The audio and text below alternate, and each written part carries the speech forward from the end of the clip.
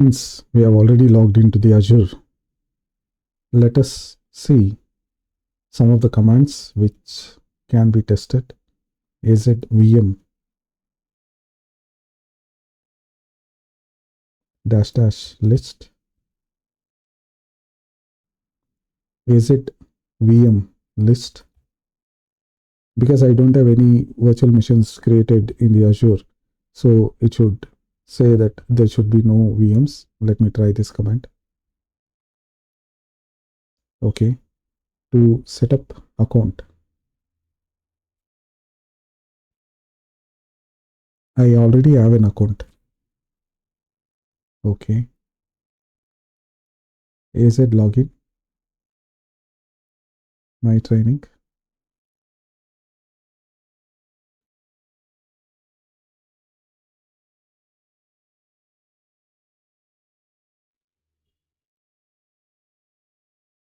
Okay, let me try running the command again.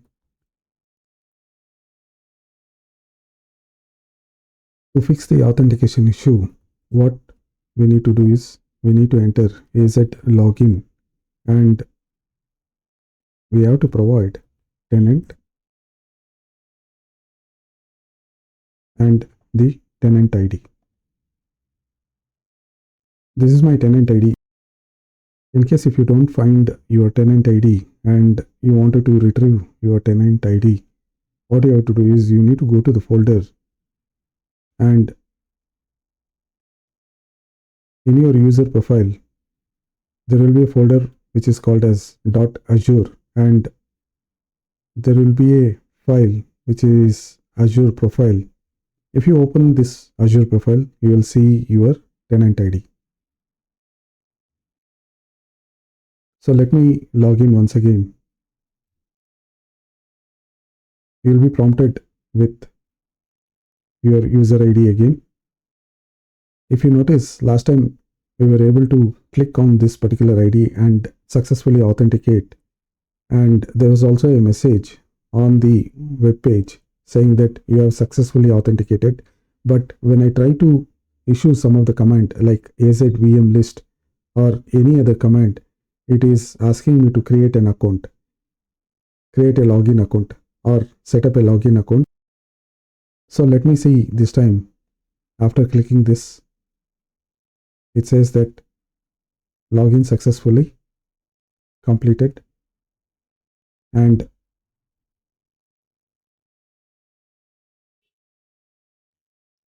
I am able to see it has successfully logged in. Now I can issue some of the command like azvm list. There is no VM, so if I wanted to list the resource group, az group list table, it is able to authenticate and list all the commands successfully.